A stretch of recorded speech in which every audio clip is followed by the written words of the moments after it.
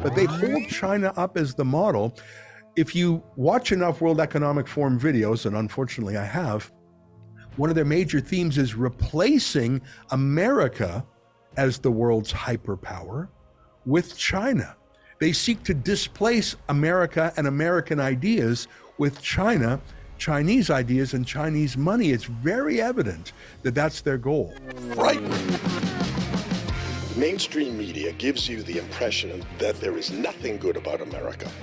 In direct contrast to that, my podcasts will prove by examples that America has always been and still is the land of opportunity for everyone. Hello and welcome to another episode in the series Life Lessons with Dr. Bob. My guest today is Ezra Levant. Ezra is a writer, broadcaster, and former lawyer, but his passion is political activism. He spends most of his time fighting for conservative causes, mainly in Canada, where he is a citizen. The platform for his fight against the left is Rebel News, a media website that he founded in 2015 with the goal of telling the other side of the story. That's very important because the media in Canada is controlled by the current Prime Minister, Justin Trudeau, who is a committed leftist. When asked which type of government he admired most besides Canada's, his answer was, and this is a quote, "China's communist government," end of quote. Trudeau believes that democracy is frustrating because it doesn't allow prime ministers to do what they want. But isn't the role of government to do what the people want? Today, Trudeau's words remind me of a quote by David Horowitz. Inside every progressive is a dictator screaming to get out. Despite that kind of environment in Canada, which includes legal attacks by the Canadian government against it, Rebel continues to thrive. It has over 1.5 million subscribers on its YouTube channel, and although it is based in Canada, it has a strong following in the US, the UK, and Australia. The primary themes of Rebel are preserving freedoms: freedom of speech, freedom of movement, freedom of privacy, and freedom to work in the face of executive orders to shut businesses down. In addition to reporting on stories, under Ezra's guidance, Rebel occasionally gets involved in those stories by participating in protests, renting billboards to promote their messages, and hiring civil rights lawyers to defend individuals whose rights have been trampled on by the government. Well, Ezra is with us today to talk about the battles that he and Rebel are currently waging. Ezra, welcome to the show. It's great to be here, Dr. Bob. Thanks for having me. You've just returned from Davos, where you covered the World Economic Forum. First, who is invited to attend the WEF? You weren't invited. And who's in charge of it? Sure. The World Economic Forum sounds pretty banal. I mean, who would be against economists having a forum? I mean, sounds sort of boring, actually. But I think that a lot of powerful and sometimes nefarious things are going on beneath the surface. The World Economic Forum is a kind of private chamber of commerce owned and controlled by a man named Klaus Schwab, who has a particular view of the world. It's globalist. It's a merger of big government and big business.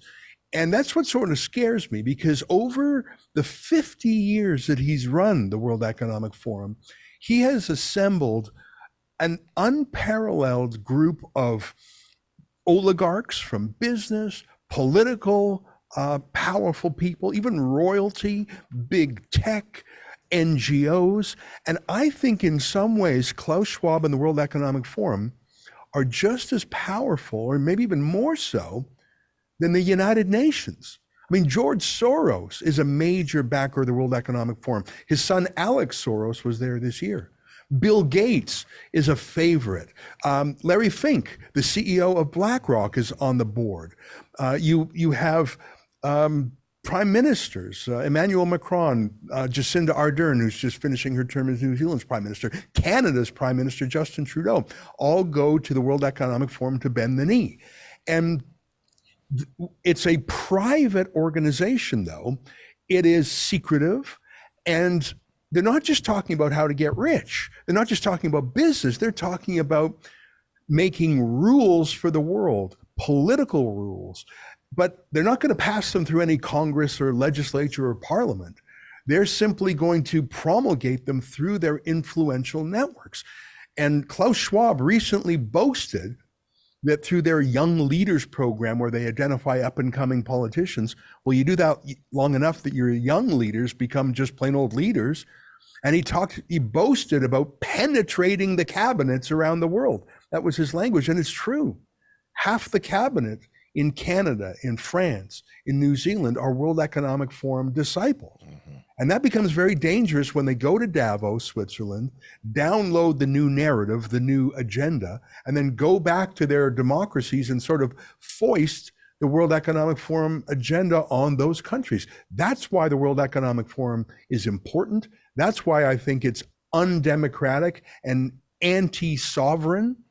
They actually call for something called global citizenship that they seek to replace national citizenship. They don't want American citizens empowered by the American Constitution ruling America. They want this new global citizenship, and surprise, they're the bosses of it. So that's the World Economic Forum.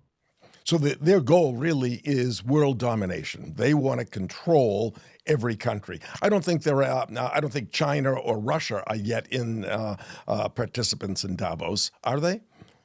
Well, Xi Jinping was the keynote speaker at Davos a few years ago. And if you go to the World Economic Forum's website, and I recommend everyone do so because the website gives it all away. I always tell our reporters, do not give in to conspiracy theories. Do not engage in speculation or wild imagination. You don't need to.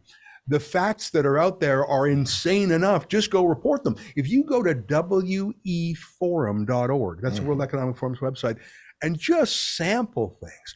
They constantly praise communist China as the model when it comes to the environment, the economy, lack of privacy, individual ID.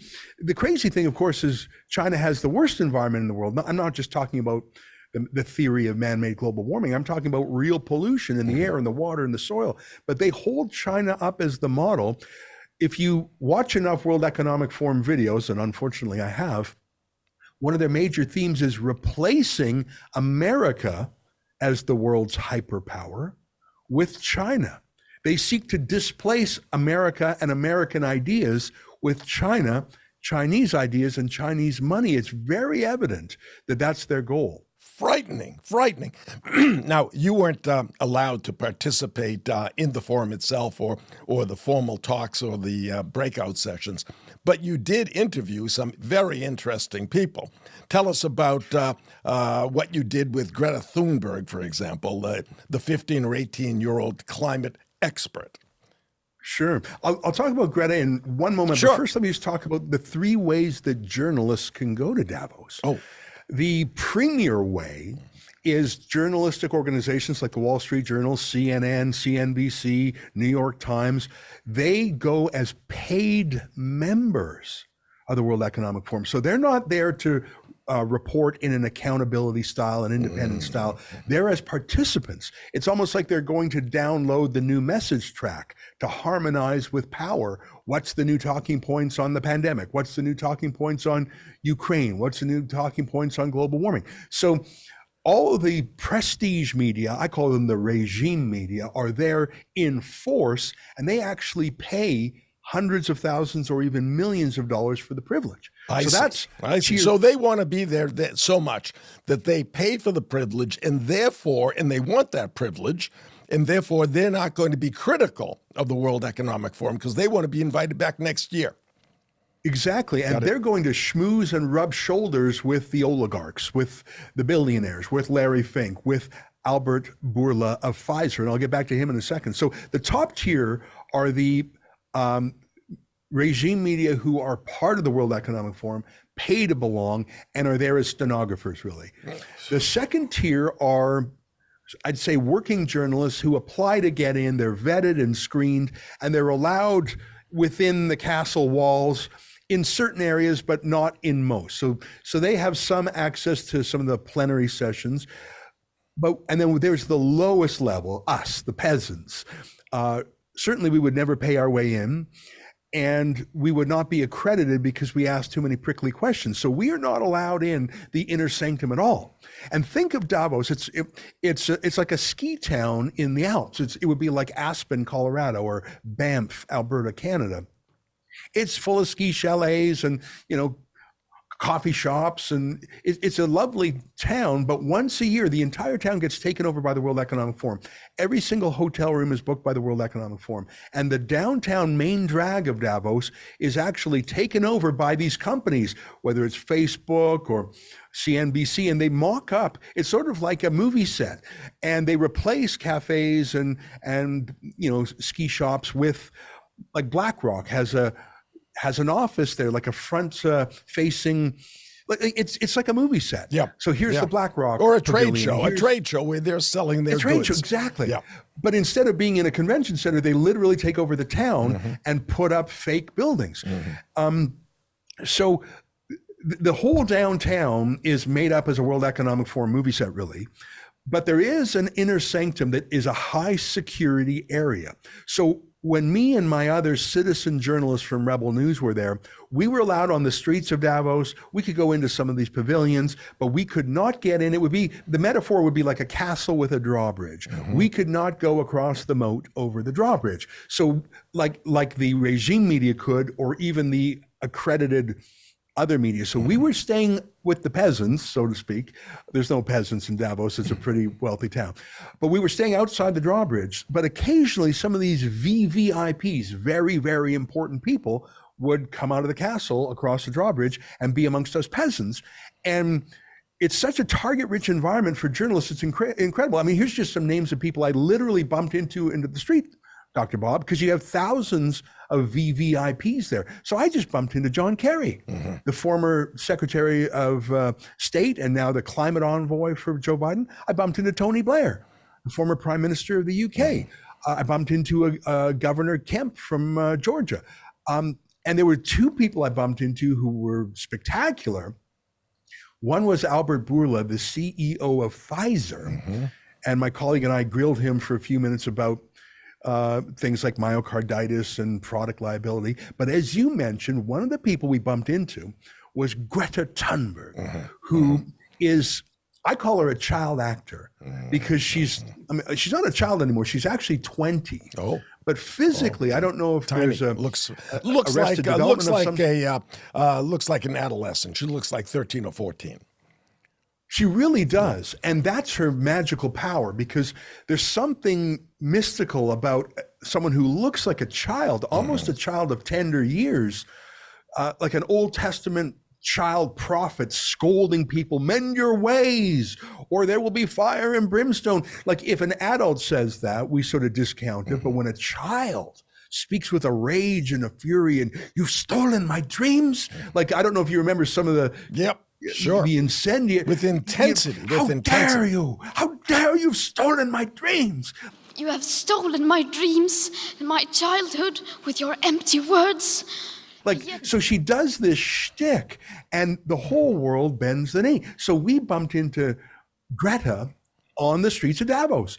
And you have to be careful when you're a man who's 5'9", scrumming she's a 20-year-old woman, so she's no child, but she looks like a child. You have to be very careful that you don't come across as a bully. You don't block her. You don't, intimidate in any way, but you want to ask accountability questions. And for almost 20 minutes, actually, I'll give her credit, she walked and talked with me and a couple of my colleagues and a couple of regime media who were there too.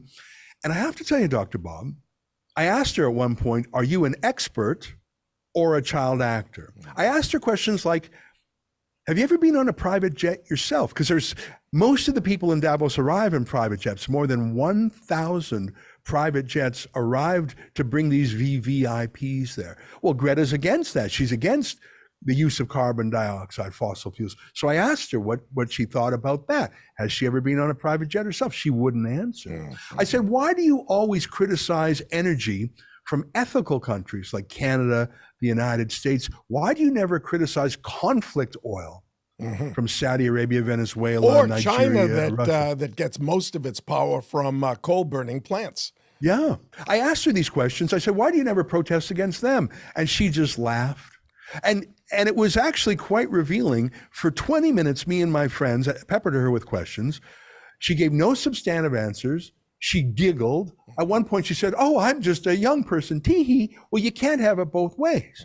You're either an expert that meets with world leaders and you demand that they listen to your every suggestion, or you're tee-hee, just a girl. And she's not even a girl, by the way. She's 20 now. And we were asking her questions. I think they were fair questions. They were firm. It's clear she's never been asked those questions before in her life, certainly not by the official media there. There was one point, Dr. Bob, it was quite something. As we were walking, and I mentioned there were a few other regime media with us, they were so frustrated by our questions, they started attacking verbally me and my colleagues, saying, that's a stupid question. And then one of my colleagues said, Greta, who are your advisors? I think that's a great question, because like I say, she's a 20-year-old. That she's prepared, that she's scripted. And the media knew that was a dangerous question, so other reporters jumped in to answer that for her. I've never seen anything like it in my life. It was like a walking press conference. We asked tough questions, and when other media thought, uh-oh, Greta can't answer that, they literally chimed in to answer for her, which tells you everything you need to know. Yeah, the role of media is to ask questions, not to answer them, and not to answer the questions you're asking. And if our questions were stupid, and I don't think they were, Greta can say so. But it was amazing to see. And there was one point where another journalist said, oh, Greta, if you want to hear a question from a real journalist, I've got one. And we went, okay, what's your real question, buddy? How's it going at Davos so far? What did you have for lunch? Yeah, Pulitzer Prize for that one. Yeah. They just are constitutionally incapable of asking a tough question of their hero, because they truly regard Greta as a child prophet hero. And so it was frustrating. I won't say it was illuminating, other than it showed that she is a hollow vessel, a PR machine, and like I say, a child actor. I think we succeeded in showing that without coming across as mean. At the end of the walking scrum, Greta actually thanked us and said, okay, leave me alone now. We all did. So I'll give her credit. She was polite enough. She spent almost 20 minutes with us, which is more than most of the VVIPs would do. And, but it just showed me that Davos really is a Potemkin village in many ways. It's a propaganda machine, and Greta is a propagandist. Who else did you bump into? Well, I think one of the most exciting was Albert Bourla, the CEO of Pfizer. And like I say, he had just left what I might call the green zone, the high security inner sanctum of the World Economic Forum. By the way, the Swiss government authorized 5,000 police and military soldiers to defend Davos. And we saw evidence of that everywhere. The Swiss, as you know, have a fondness for firearms. These were heavily armed police, heavily armed military. There were police checkpoints in the entrance to Davos. But I have to say, and we were pulled over twice by these checkpoints, but Dr. Bob, I have to tell you, our reporters have dealt with police in many countries around the world because our aggressive accountability style journalism sometimes makes VIPs call police and say, make this person go away. I have to say the Swiss police had the most respect for civil liberties and had the lightest touch of any police force I've ever observed in Canada, in the UK, in Australia, and I dare say, probably even more respectful of civil liberties than in the U.S. Fantastic. At one checkpoint, they were grilling us. What are you doing? What are you recording? I said, we're just journalists. It's a free country, right? I just said those words, and the cop looked at me and he said, you're right. Keep going. Like it was almost too perfect. I gained a trust and respect for the Swiss police. I'm frankly a little bit jealous of their adherence to civil liberties. Anyways, this high security inner sanctum, this unassuming man walks out and he's with two people near him. And a colleague of mine says, who's that? He looks familiar. I look at him and I think, oh my gosh, that's Albert Bourla, the CEO of Pfizer. I'd recognize him anywhere. I've seen him on TV 200 times over the last 3 years, but I've never really seen him grilled with any accountability style questions. In fact, Dr. Bob, he had just come from a sit-down interview with one of the regime media in their paid media studios, and he was given a tongue bath. Like, it was so gentle and loving, the questions. Because again, if you're part of the World Economic Forum, like the New York Times and CNN are, why would you be rough with a fellow World Economic Forum member? You're in a club. You're a member of the party, a member of the party. And that really worries me, that these people who have enormous power and money behind them, whether they're personally wealthy or not, the companies that they lead have enormous power. And the fact that they're even at the World Economic Forum makes me worry. Well, yes, because they are downloading the new message track. Yeah. And so Albert Bourla has no fear of accountability questions when he goes to the World Economic Forum. And I think that's why his guard was down, because he was amongst friends and allies. And who knows what secret meetings he had. So I spotted him. I ran up to him. And here's the thing, Dr. Bob, we're on the street. So how long would I have with him? I mean, Greta walked with us for almost 20 minutes. I think she enjoyed it maybe. But Albert Bourla, I didn't know, did I have 30 seconds with him or 3 minutes, or I don't know. So I started peppering him with questions. My first question was, how long did you know that the vaccines did not stop someone from transmitting the virus? Let me explain why that's an important question. You can take the vaccine for your own health or not. That's a personal choice. I think people understand that. But the argument for having vaccine mandates, the argument for forcing people to get the jab or losing their jobs, this was the argument used in the military. This was the argument used in jurisdictions where you were forced to have a vaccine passport to go out in public. Mm-hmm. The idea was, you may not want to protect yourself. That's your funeral, but you must get the jab to protect others. Mm-hmm. Your vaccine protects me. The whole rationale for that forced vaccination was vaccine stop transmission. Mm-hmm. But we found out later on. Not just we, you mean the world found out, scientists found out. Yeah, right. Sorry, when I mean we, I mean, society found out. And my question for Albert Bourla, CEO of Pfizer, was, how long did you know that before you told the world? Mm-hmm. Because you let that go on as long as possible so you could sell as many vaccines as possible. Absolutely right. Absolutely right. And the governments paid for the vaccine and indemnified Pfizer and the other companies from any kind of litigation. And I made those points to Albert Bourla. And I want to say this, Dr. Bob, I'm not against pharmaceuticals. I mean, it's an incredible industry that has saved countless people pain and suffering. I'm not against profitable companies, and I'm not against the guy getting rich.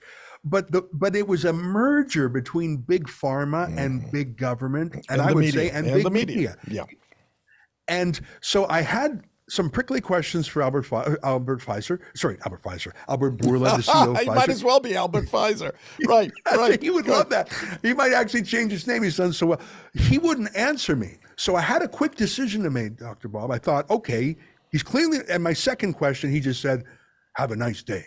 And I said, I'm not going to have a nice day till I get the answer. And I kept on, and I decided, and my colleague Avi Yamini from Rebel News in Australia was there with me.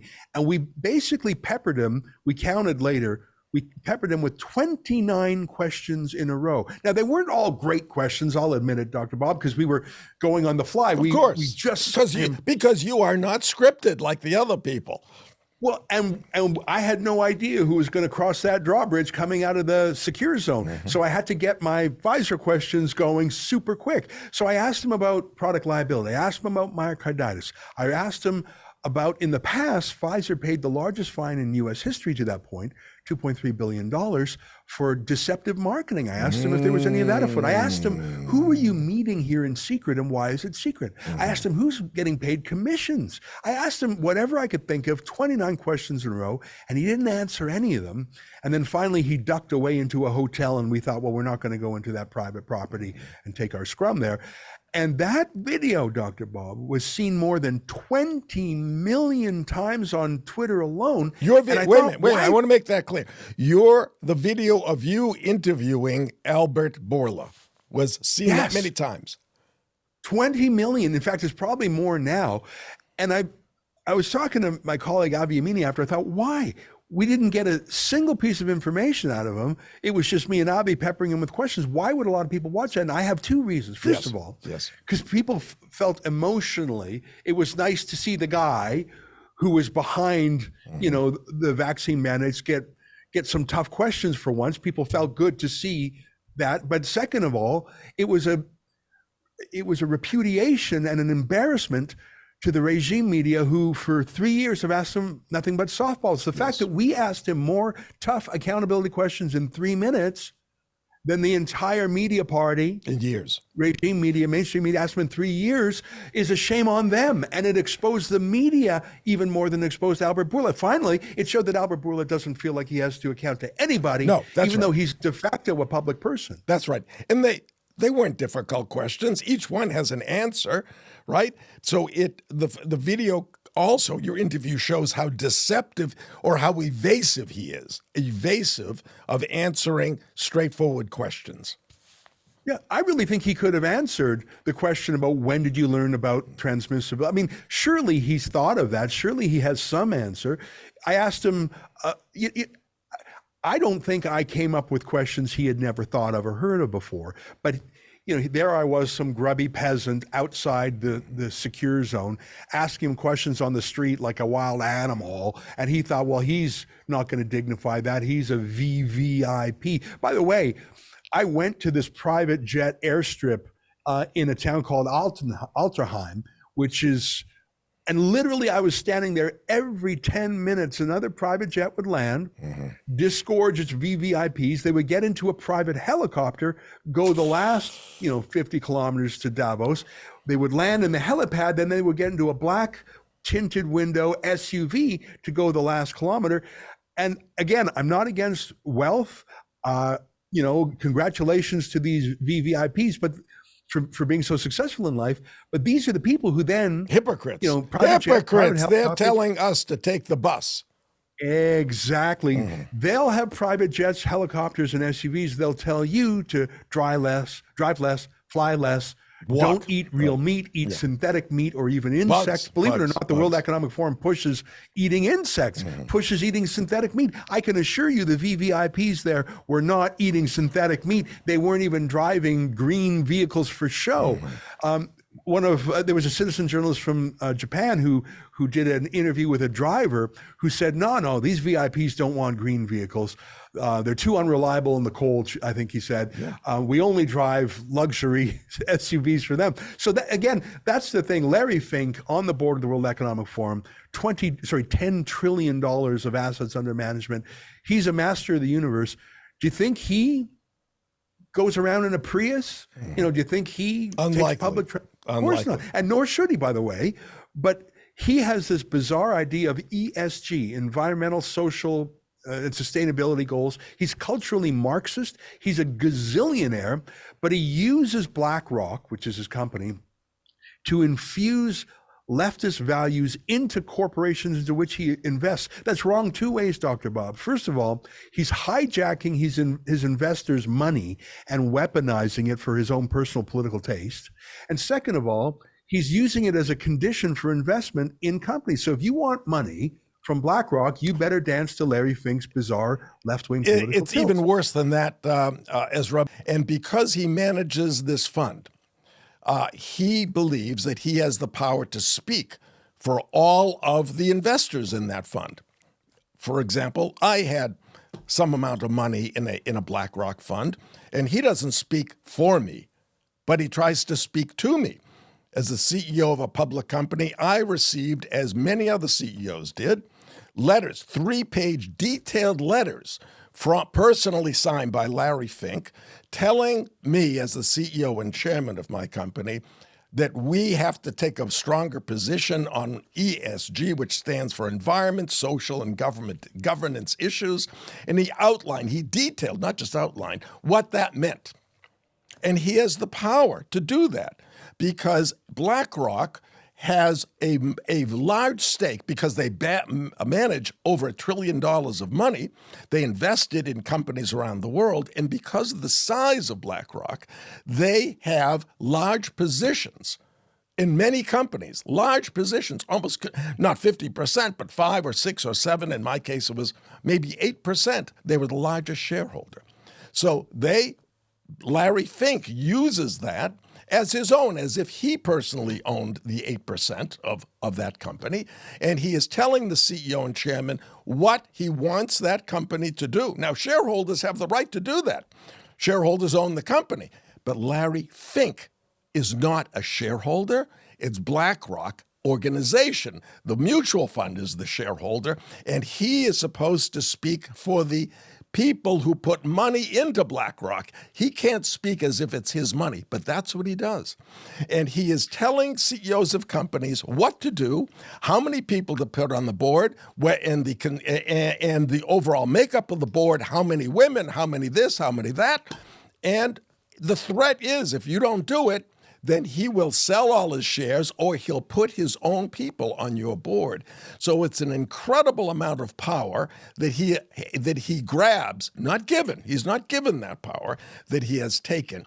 And it's so hypocritical. He's telling American companies what to do about the environment, and at the same time, he was telling CEOs and chairmen or everyone to invest in China.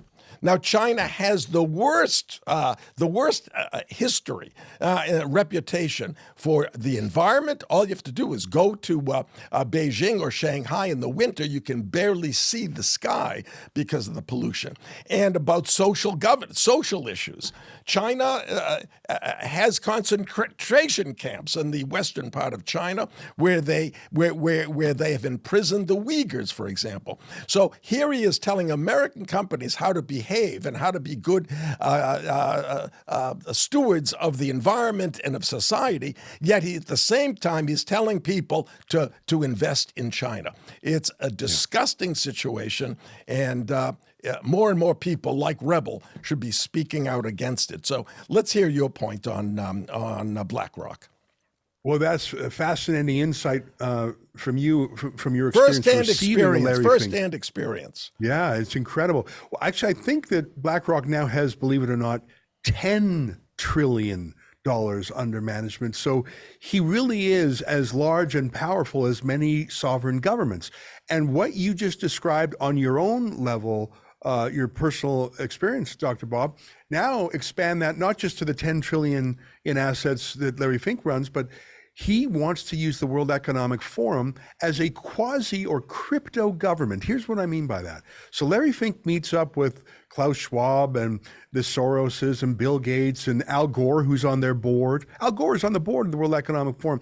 And there's two things that Larry Fink wants to do. Number one, he wants to get richer. I mean, all right, fair enough. But number two, he believes in this concept of global citizenship and stakeholder government, stakeholder capitalism. What's the difference between stakeholder and shareholder? Well, it's all the difference in the world. A stakeholder is whoever Larry Fink and Klaus Schwab says is a stakeholder. Your company is owned by its shareholders. They can do with it what they want. A country, in the same way, is owned by its citizens. They can vote however they want. But what Larry Fink and Klaus Schwab and Bill Gates and George Soros and all these titans, these oligarchs, oligarch is the word for it. Mm-hmm. You know, we say that oligarchs are in Russia and Ukraine. Don't think we don't have our oligarchs in North America also. So Larry Fink wants the power of a national president, the power of Congress without running for office. Without accountability. Without accountability. Exactly. And that's the thing. When I said that the World Economic Forum is as powerful as anyone, here's what I mean by that. By many measures, the president of the United States is the most powerful man in the world. He's the commander-in-chief of the military. That's one answer right there. But the president of the United States, first of all, he's limited in his number of terms, 4 or 8 years. He has an opposition party working to defeat him. He has a media that's there, at least in theory, to check him. There's other institutions. There's the judiciary. There's the legislature. There's all these natural checks and balances on a president, and he's only going to be there 4 or 8 years.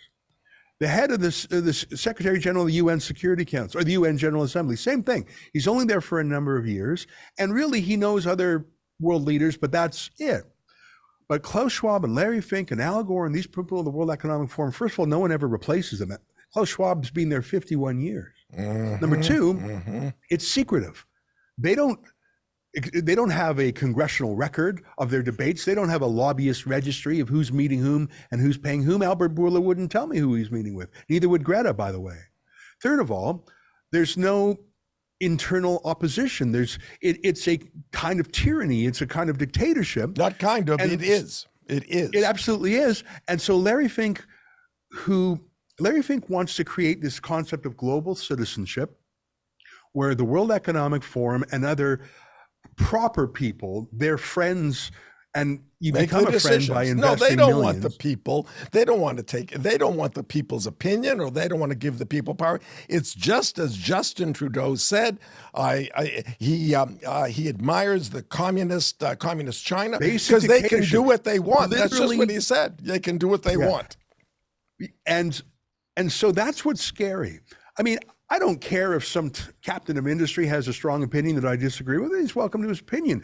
But Larry Fink wants his opinion to be given the force of law. Now, they don't pass legislation at the World Economic Forum, but like I say, just like they send their official media out to the world with the new narrative, they send out all these politicians back to their home countries with their new marching orders. And that might sound crazy, but let me use the phrase build back better.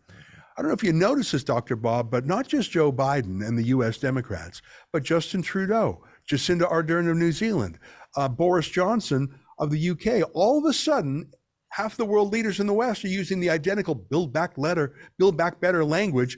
Klaus Schwab writes a book called The Great Reset, where he says we should use the crisis of the pandemic to reset capitalism and make it more the Klaus Schwab way, have a greater merger of big government and big business.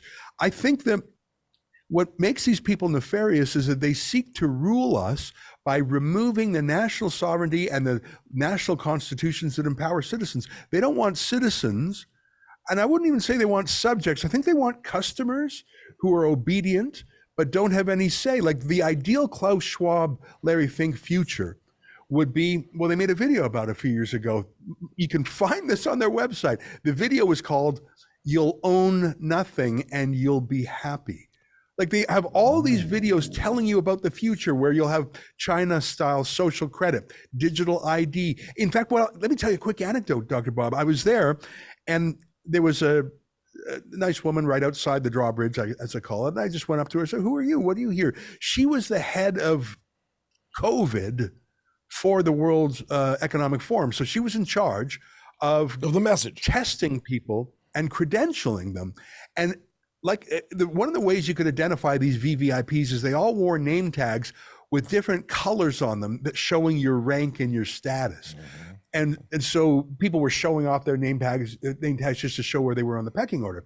So this woman, whose name I've forgotten right now, but we did a video with her. You can find it. We put a whole website up with 40 reports we did from the World Economic Forum. If your viewers want to see it, they can go to WEFreports.com, and it's all there. Our Greta video, our Albert Bourla video, Great. And this doctor. So this doctor said to me, everyone at the Davos meeting had to get a PCR test, had to be tested. And if you tested positive for COVID, your badge immediately lost its credentials. You were locked out.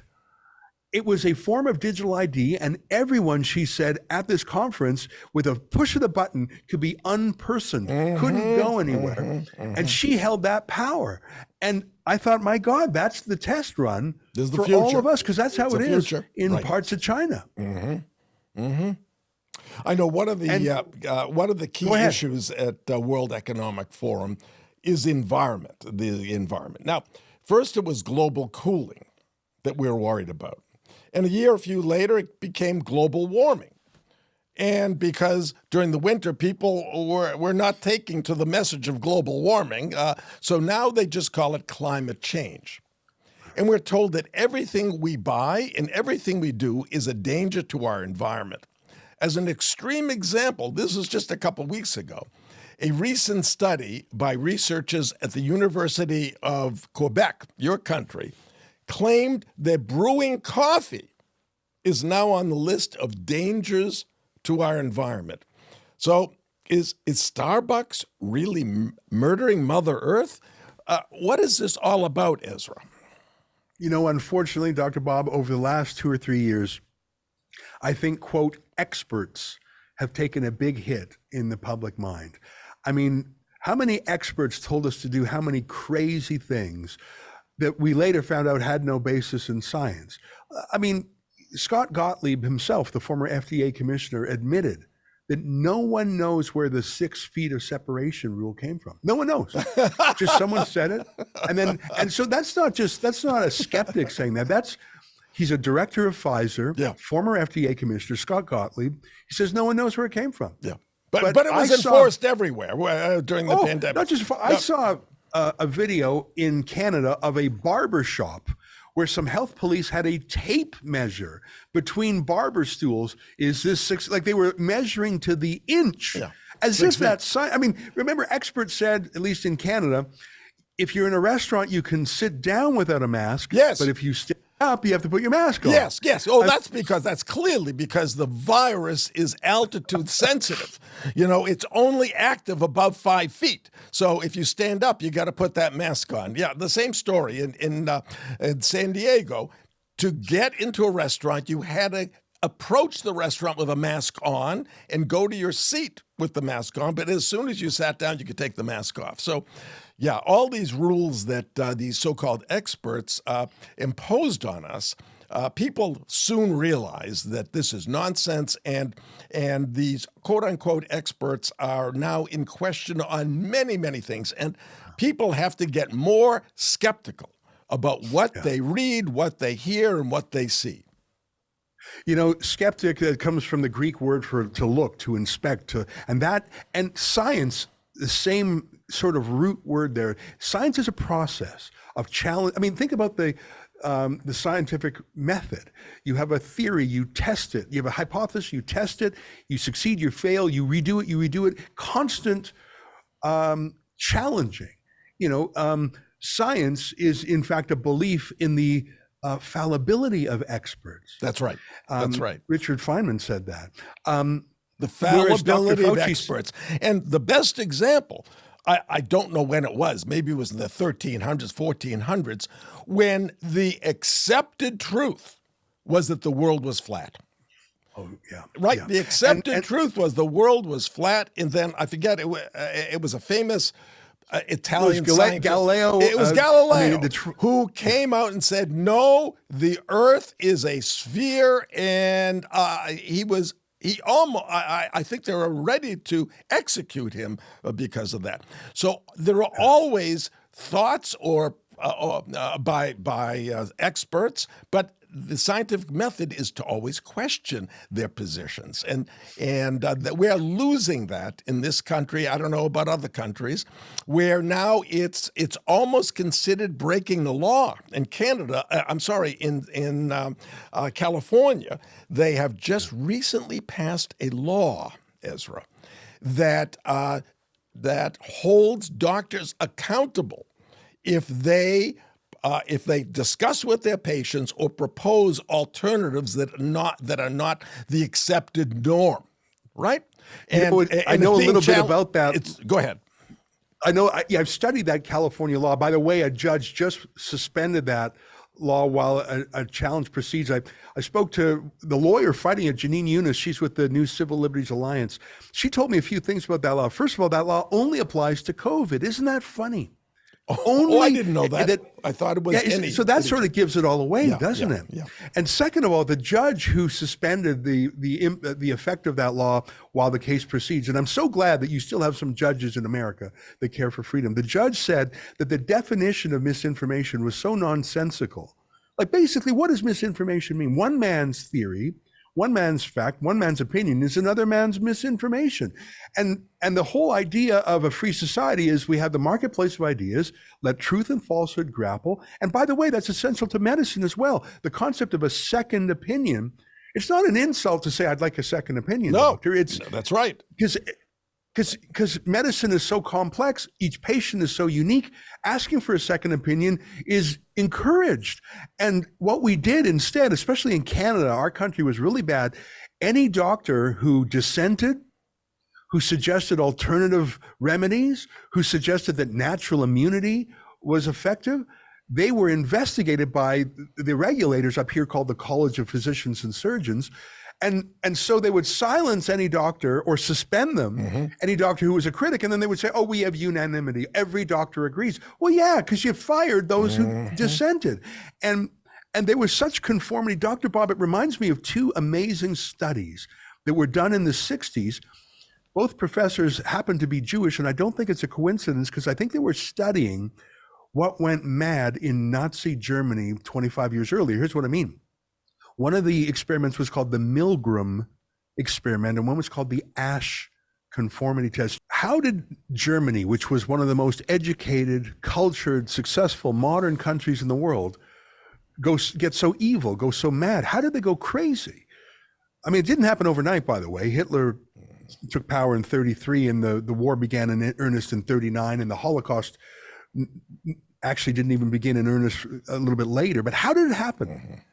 Well, after the war, a couple of American scientists, psychologists, wanted to study groupthink, and they did so in two ways. And I highly, highly recommend that your viewers look up these two experiments. One was called the Milgram, M-I-L-G-R-A-M experiment, named after the professor.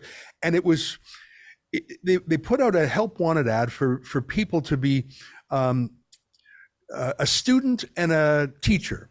The teacher would be in one room, and then the student was in another room. You couldn't see him. But actually, the student was an actor, and the person who was really being tested was the leader or the teacher. Here's what I mean.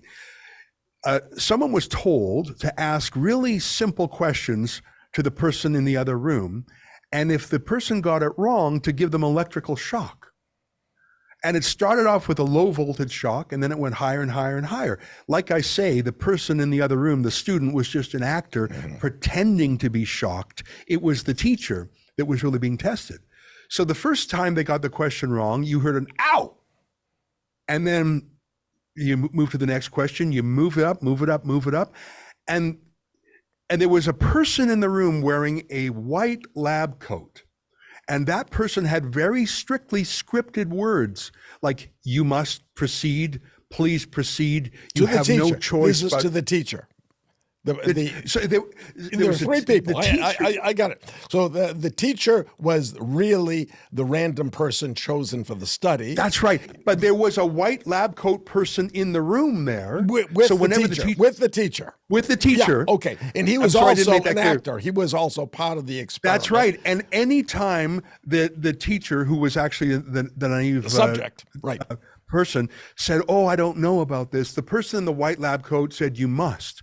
Now, he didn't threaten. He didn't say any consequences. Just gave him the okay. Just gave him the okay. And of course, the actor who was playing the student was not getting shocked at all. Of course. That's right. Yeah, of course. But it was so terrible. And then there were screams, and then there was silence, as if the person was in a coma. And yet the person in the white lab coat kept saying, you must continue. You have no choice. The authority figure. And shockingly, a majority of Americans continued into the danger zone of electricity. And it was having the, quote, expert in a white lab coat simply saying, you must, you must. Not even saying you must or else, or here's why, but boldly stating the authority of his white coat. Yes. So that was the Milgram experiment. I'm sorry if I didn't say it clearly, but give me 1 minute to tell you an even more shocking experiment, I think. We're not shocking, more revealing. Yes. And this was done by Professor Asch. And they had the same trick where they called for people from the public to take part. They had a room full of people, but a room full of 5 people, but only one of them was naive. The other 4 were in on it. And here's what Professor Asch would do. He would hold up a picture of 3 different lines of different heights. And then he would hold up another picture and say, which one is the same height as this. So a child could do this.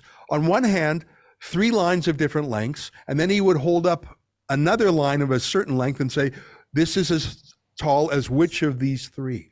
Like a baby almost could do it. And the first time, all the 5 people would give the right answer, including the naive subject. The second time, all the 5 people would give the right answer. But then the third time it was pre-planned that all the people who were in on it gave the wrong answer, and you had to verbally say your answer out loud. So the naive suspect would hear 1, 2, 3 people say it wrong, then he had to give his answer, and then another person would say it wrong.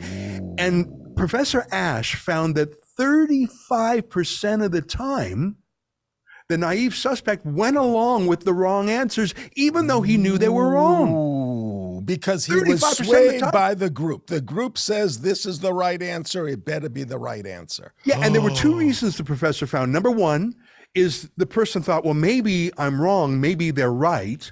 I doubt myself. That's actually an acceptable answer. But the other answer is terrifying, which is, I know they're wrong. I know I'm right, but I don't want to be the guy stinking up the joint. I don't want to be the contrarian. I will lie to the world and myself and go along with them so I don't make waves. Wow. Now there's two more wrinkles to the Ash conformity test. There's a wonderful video of it on YouTube. You can find it so quickly, ASCH. He tried 2 wrinkles. Number one, he gave the naive subject a confederate, someone who would tell the truth also. And conformity by the naive subject fell to 5%. As in, if there was just one other person willing to tell the truth, that gave courage to the naive subject to tell the truth also.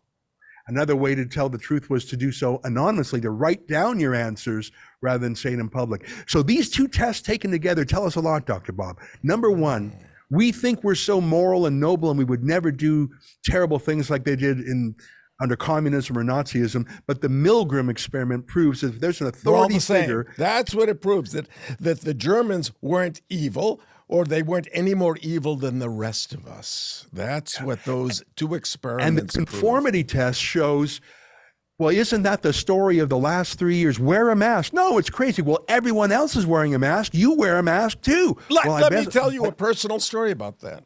During the pandemic, for some reason, I just don't follow rules. I'm an entrepreneur. I follow laws, but not rules. At any rate, I was in a local hardware store where signs was posted, you must wear a mask. And I said, I'm not going to wear a mask. I don't believe that masks, it's not that I'm just a contrarian. I am. But I've read enough to know the masks didn't help. As a matter of fact, on many of the boxes on the mask, it tells you this does not prevent disease, you getting disease. So I go into this hardware store and I found the items I want, and I'm standing in line, and I'm 6 feet away. I don't want people to get too upset. So I'm standing next, I'm the next customer up at the register, but there was a customer at the register at that time. He turned around, and like everyone else in the store, he had a mask on. And he said to me, you have to wear a mask. Yeah, you have to wear a mask. Put a mask on. I said, why? He said, it's an order, because the governor of California issued an executive order. He said, it's an order. I said, you know what? I'm not in the military. I don't fucking follow orders. I follow laws. And that's the fact. But your story indicates is a great example, a scientific test that shows that most people go along to get along. They will wear a mask, even if they don't believe. That's what these experiments show. Even if they don't believe the masks are useful, they'll wear a mask. Yeah. I want to go one step further, because what you experienced was not just someone complying, but enforcing. Right, but enforcing compliance on everyone else. Oh, yes. Yeah. It's bad enough to comply. Solzhenitsyn said, not everyone can actually fight for freedom, but what you must do at minimum is not be a party to the tyranny, not enable it. Like, not everyone can fight. Not everyone's conflict oriented. Not everyone can afford to lose their job in a principled stand, but the least we can all do, said Solzhenitsyn, is not to perpetrate it. And what you're talking about is a self-appointed enforcer, a snitch, really someone. And again, we talked about how in Nazi Germany, they were flesh and blood just like us. They were not an evil race of people, but psychologically over 6 years, they were conditioned into becoming evil. Same in the Soviet Union. You had so many snitches to the KGB, snitches to the Stasi in East Germany. Why? And don't think we don't have them here. We saw that during the masks and the lockdowns. And here's my theory, Dr. Bob. You know, I've probably seen 20 viral videos of instances like you just described, mask enforcers. You know, everyone's got a cell phone. By the way, we call them mask Nazis. The mask, there you go. I've seen 20 of them, and here's what they all have in common. I have never seen a mask enforcer video where the accusation is, put on your mask, you'll get sick. Put on your mask, you'll make me sick. Put on your mask. Don't you know it's for your health? I've never seen any of them. They're all like what you said. Put on your mask. It's an order. Put on your mask. If I have to, you have to. And think about what that means. Not a single human being actually thinks in their bones that that mask stops the disease. If someone had Ebola or leprosy or an open wound, different story. You wouldn't go up to them and say, "Excuse me, sir, I notice you have Ebola. Can you please?" No, you would take your family and run for the doors. Run. If you actually were worried of someone communicating Ebola, I know what I would do if there was someone with Ebola and no mask. I wouldn't go up to them and say, put on your mask because it's an order. I'd get the heck out of there. Right. So your point is that none of these people who are telling me or telling you to put on your mask were really worried at all about the consequences of not wearing a mask. They were worried about the consequences, Dr. Bob, but not the consequences. They were worried about a political police order, embarrassment, enforcement consequence. Here's what I mean. And if I have to do it, you have to do it. That's right. And not just that. And I saw this a lot. Often it was men scolding women. And there was something special about that because you've got a man wearing a mask and you have a woman not wearing a mask. And the man says, I must enforce it. Why, Dr. Bob? Why? This is my amateur psychological answer. Because that woman is proving that you can not wear a mask and have no bad consequences. You won't be arrested. You won't be ashamed. You won't be bullied. And so the man who submitted to this rule says, hey, I'm a bit of a coward. This woman is showing me up. Right. That's not right. She can't get away with it. I'm terrified of some consequence to me, not health, but some cop coming to me. I have to provide the consequence to her to justify my own cowardice. So I am now going to scream, shout, heckle, harass her to give her the negative consequence that I fear coming down on myself. I need her to be as scared as me because otherwise, why the hell am I submitting myself? I never in my life saw anyone afraid of the health risk. I always saw people saying, hey, I'm a coward, I'm compliant, I'm like the Ash conformity test. I'm going to be like the Milgram test now. I'm going to enforce pain on you because you're not doing the right thing. It was all psychological. We found out who had courage and who was a conformist. And Dr. Bob, we found out, didn't we? Who, if we were in the Soviet Union or Nazi times, would have been an informant.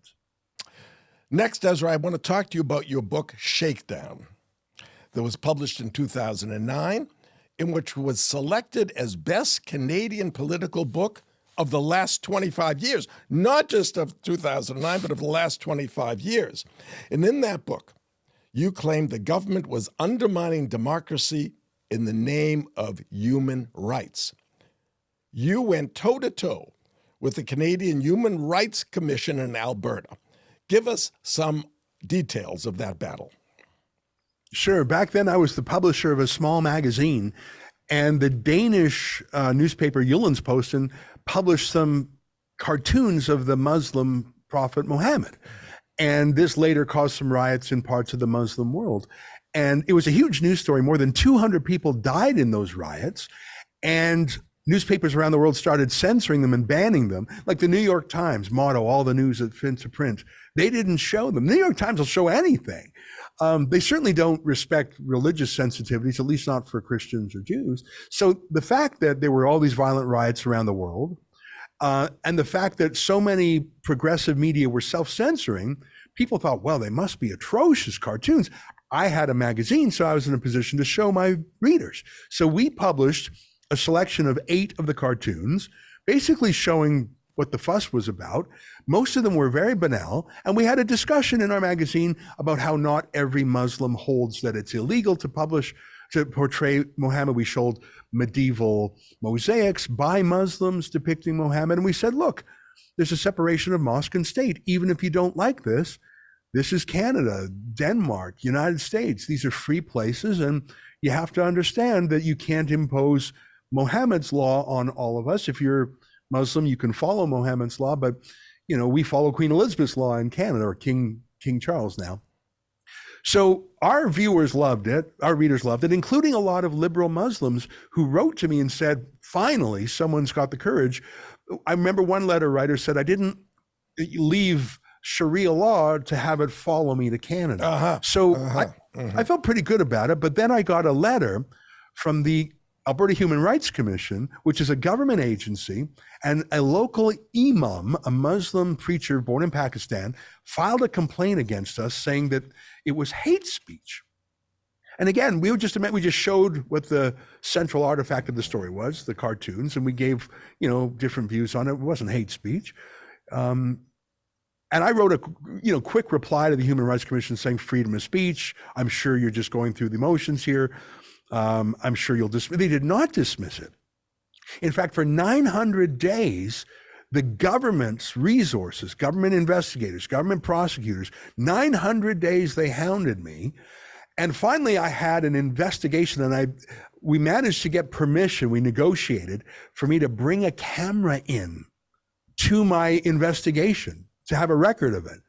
And I don't know why they ever allowed that. This was in 2008, I think. So it was before YouTube was really big, before social media was really big.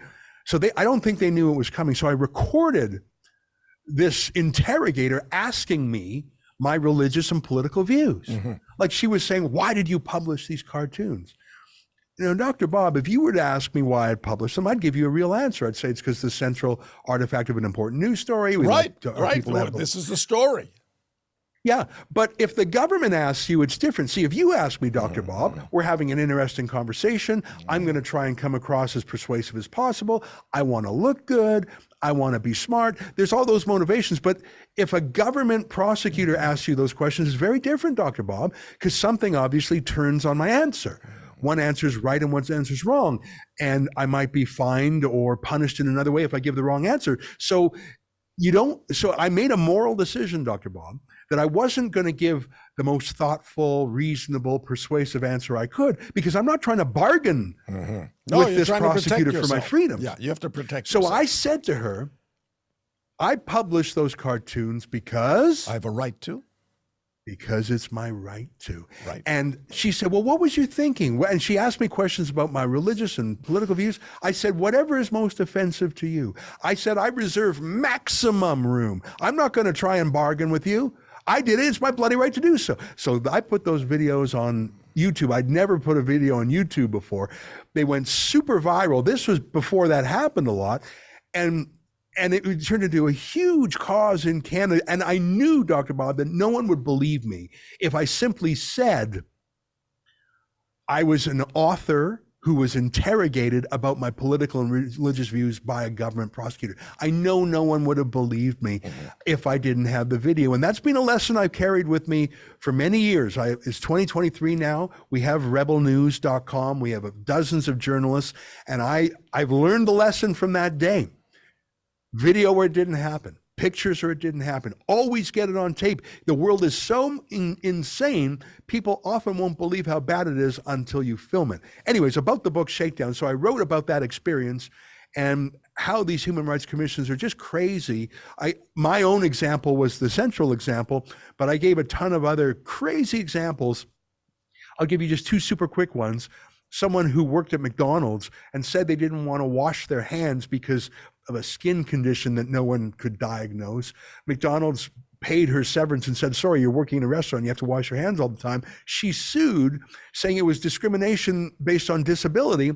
And McDonald's, I think, McDonald's was ordered to pay her, I think, 55 grand and to change their hand washing policy. That's super gross in the name of human rights. And so another crazy, and there was a lot of crazy examples in the book, but here's what I discovered, Dr. Bob, is that there are real human rights: freedom of speech, freedom of religion, freedom of association. We know them. They're in your Bill of Rights. They're in our Charter of Rights in Canada. But freedom to make hamburgers with hands that have that are not clean or have some condition is not a human right.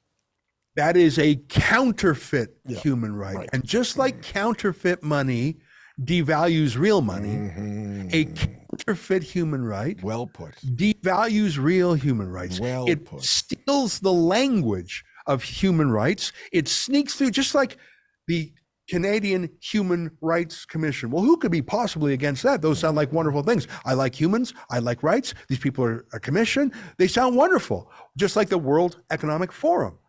I like the world. Economists are good people. What's wrong with a forum? Be careful of deceptive names. And the Human Rights Commission is actually against human rights because they have these counterfeit right not to be offended. And half of what's prosecuted by these human rights commissions is the confection, the counterfeit human right not to be offended. There's no such human right, Dr. Bob. No such human right. And I commend you on publishing that article and showing the cartoons. The other side, the 180 degrees from that, a few years after these riots, it was Yale University published a book about the entire event and about the cartoons without showing any cartoon. There were no photographs, no illustrations, a book about the cartoons without showing the cartoons because Yale was afraid of offending or of hurting the feelings of some sensitive follower of Islam. Yeah, I remember that. And by the way, if any of your viewers haven't seen those cartoons, I think they're still available on Wikipedia. Just Google Danish cartoons and you will be shocked by how boring they are, how childish some of them are. Like, they're just so neutral, so nothing. One or two of them are a little bit edgy. Look what happened in France, the Charlie Hebdo issue, right? Yeah. And I think it's just about fear and obedience. And if the whole world, in response to the Danish cartoons, had done what we done at my little magazine, if the whole world had published them, it would be like, I'm Spartacus. No, I'm Spartacus. No, and we would have had strength in numbers. But because so few did publish them, it became a new taboo. And that became the new precedent. And then it was only radical outliers like Charlie Hebdo in Paris or our little magazine in Canada. And we became the troublemakers. We became, and frankly, the other media wished we didn't do it. And more people than I care to acknowledge were happy that Charlie Hebdo was assaulted and murdered by those terrorists. Too many journalists have become censors, not just on Islam, but on so many issues these days. You can't have a second opinion when that's part of intellectual life. And our motto at Rebel News— what's happening is freedom of speech is disappearing because of self-censorship. That's what's happening now. People are afraid to speak or to write their opinion for fear that they will be deplatformed or, in some cases, attacked verbally or physically. Well, that's the Ash conformity test. For whatever reason, people don't want to be the nail that sticks up. They'll be hammered down. I bet you the Ash conformity test would be a lot worse today in terms of numbers, but not everyone is afraid to speak out. Our little company, Rebel News, is not afraid. So if we won't self-censor, then big tech comes in and censors us. For example, you mentioned we have over 1.5 million YouTube subscribers. There was a point in time where we were making about $1 million a year just in YouTube ads. Then suddenly they wrote to us and said, you're demonetized. We said, why? And they said, because we showed like a 20-second clip of a Donald Trump video when he was president. We were talking about that video clip like every other news station in America did. That was their excuse for completely demonetizing us, taking away $1 million a year. So we wouldn't self-censor, Dr. Bob. So they punished us pour encourager les autres, to tell other people, You Watch see out. what happened to Rebel Watch out. News? You better, they try and set an example. And it's a miracle that Elon Musk bought Twitter for $44 billion and is at least taking some steps towards making it free again. I thought that once freedom was lost, it would be extremely difficult to regain it. But I wish Elon Musk good luck because I think he's actually making a difference. Moving on to energy policy, Ezra.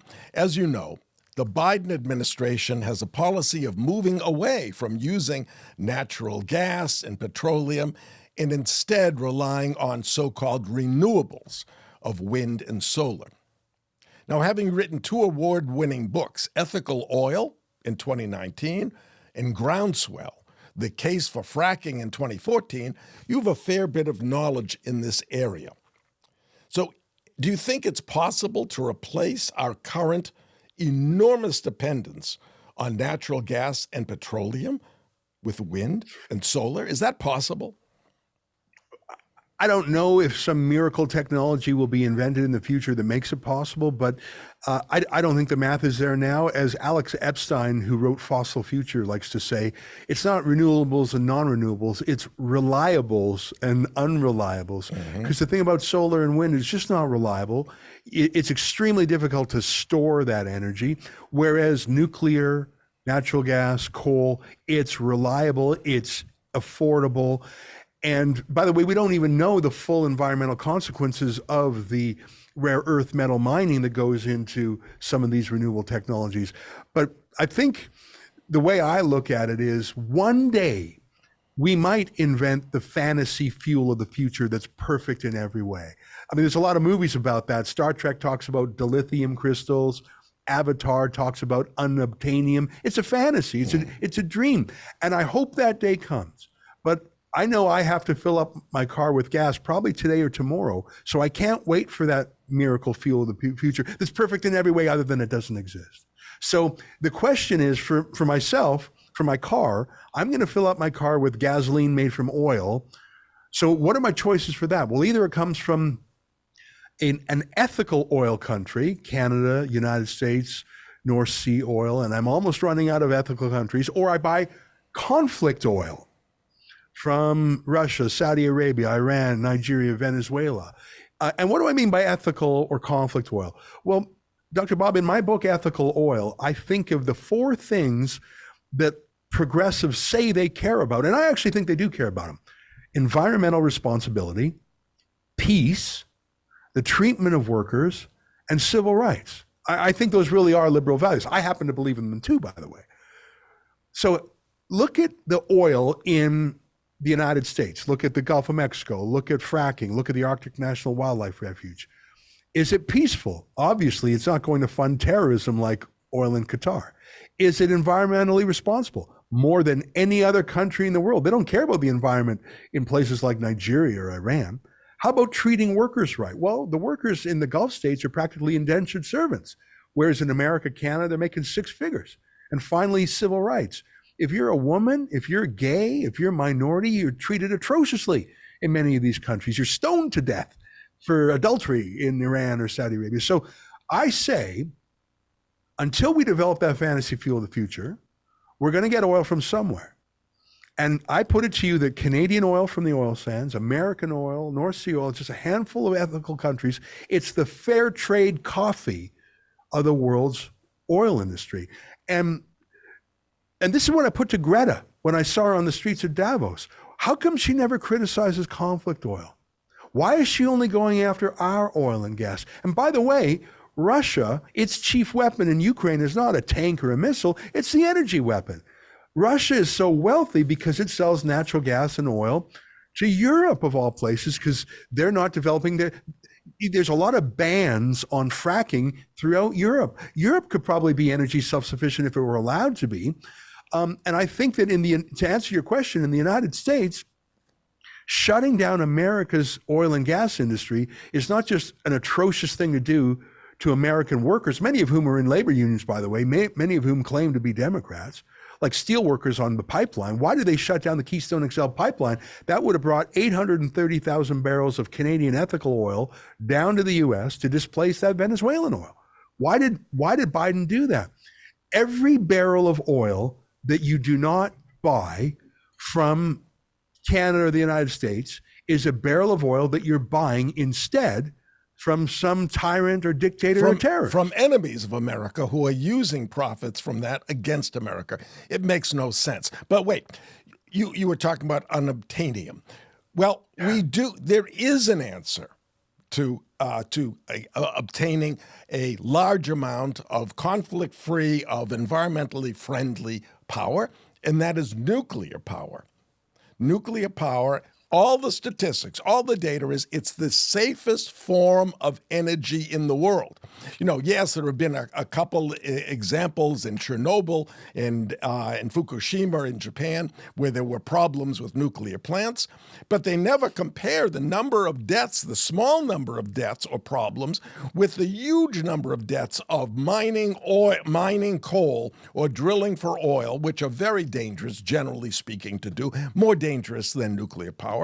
And nuclear power does not produce any CO2. Unlike oil or gas or coal, nuclear power is clean. So I just don't understand. Perhaps you can help me understand why the environmentalists have, at least in the past, been virulently opposed to nuclear power, and every country has such extreme regulations on the construction of new plants that nobody can afford to build a new plant. So tell me why we're not turning to nuclear power as the logical alternative to the current sources of power.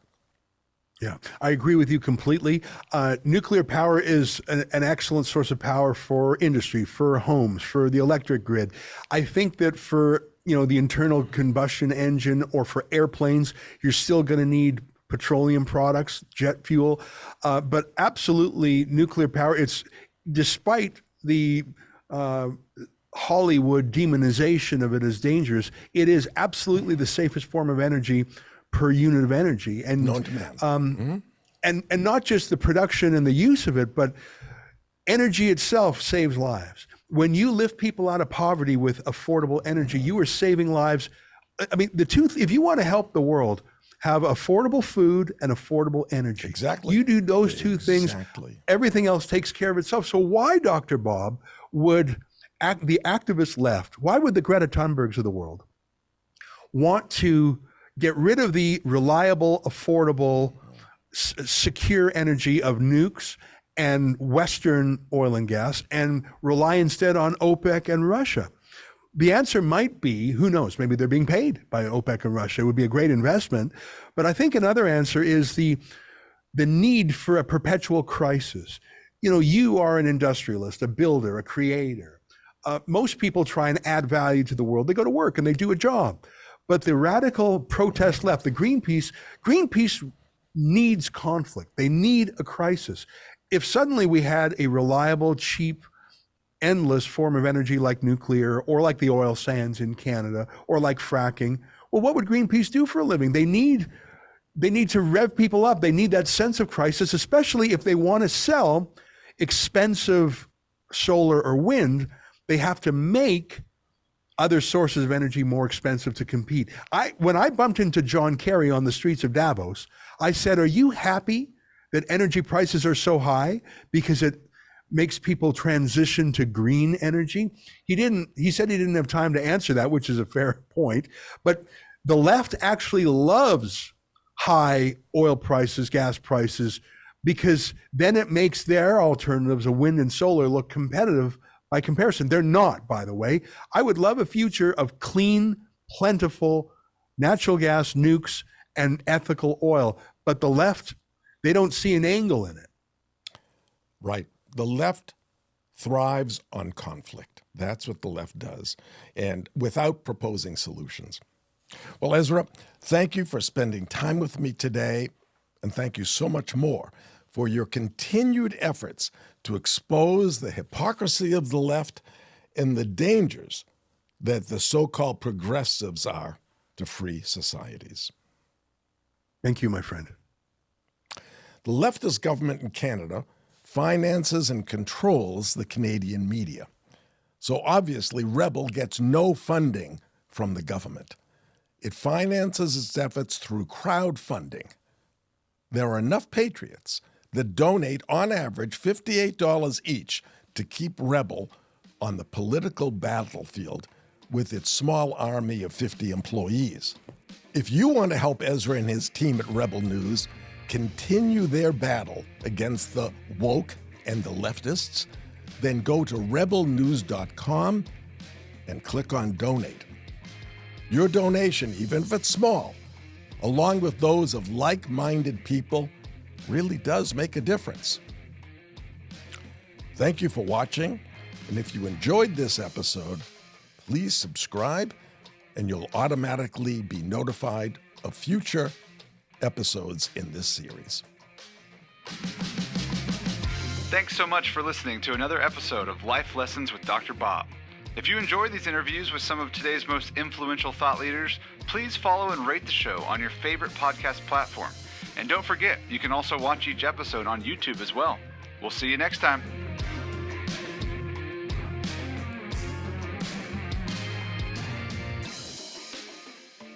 Hey, thanks for tuning in. I appreciate reading your comments on YouTube and social media, and now you can submit your questions on my website as well. Head over to lifelessonswithdrbob.com and click the question tab at the top of the page or the one on the right side of the screen, and let us know what's on your mind. I'll answer your questions at the beginning of each episode, so let it rip. Let's have some fun. You have stolen my dreams.